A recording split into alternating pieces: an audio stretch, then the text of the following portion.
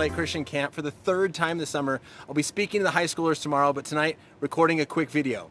And this is actually an unexpected part 3 to the videos I've been making based on the Instagram conversation. And so a comment came in asking, how do I keep from getting angry in online discussions?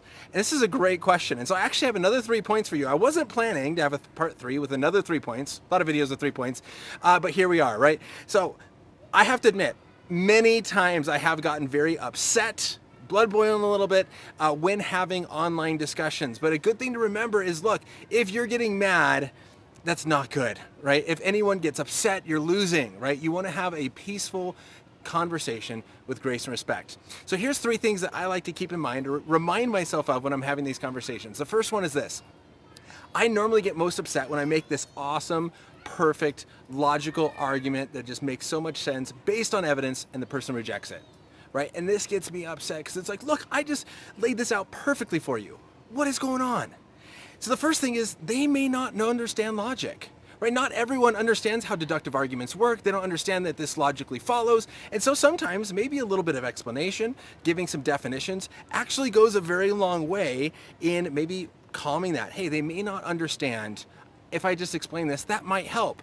But here's the second thing, and this is even bigger. This is what normally comes to my mind, is this. They may not be rejecting what I'm saying based on logical, intellectual reasons. Right? I always say that there's 3 reasons why people reject Christianity. There is the intellectual rejection, that is some, but some of it is volitional. They just want to do something else. And there's also emotional rejections where they've been hurt emotionally and they don't want to believe for whatever reason. And so oftentimes when I make logical arguments, I'm talking online and people just reject that, I have to realize sometimes they might have been hurt. There might be an emotional rejection. There might be a volitional rejection, and it's not purely intellectual, that my intellectual argument is somehow going to win them over.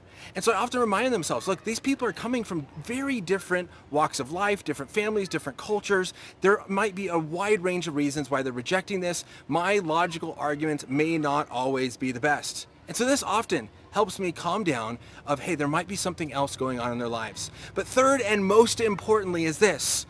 I'm not in control of the outcome, right? I often want to be in control of the outcome. I want to see that person make a declaration of faith, come to Jesus, but that's not me. It is only through the work of the Holy Spirit that people are drawn to Christ and enter into that relationship with Him. And so I simply am here to be God's ambassador, for God to make His appeal through me. I want to be ready to have those conversations. I want to be able to present evidence if they need evidence, or really talk through emotional things if that's what they need to talk through. But I want to be there to share the gospel so that the Holy Spirit can work. But if they reject it, rather than getting upset at them, thinking that they're being irrational or whatever it may be, recognizing it's only through the work of the Holy Spirit. It's the Holy Spirit's job to bring the outcome. Our job is to have those conversations. And so hopefully using these 3 things, I can sit down, I can have that online conversation where people maybe say some ridiculous things, get upset, and even reject what looks to be common sense. But I realize, look, I am doing what Christ has called me to do. I'm being a faithful ambassador. I'm sharing the good news and the gospel of Jesus Christ. Now I pray for them so that the Holy Spirit will draw them to Him. So hopefully these 3 things can help you the next time you're having that online conversation to remain calm, present the gospel, and trust that God is working in their lives. Thanks for watching. Check out the other videos for many more resources that I have to offer. Thank you. Don't forget, subscribe.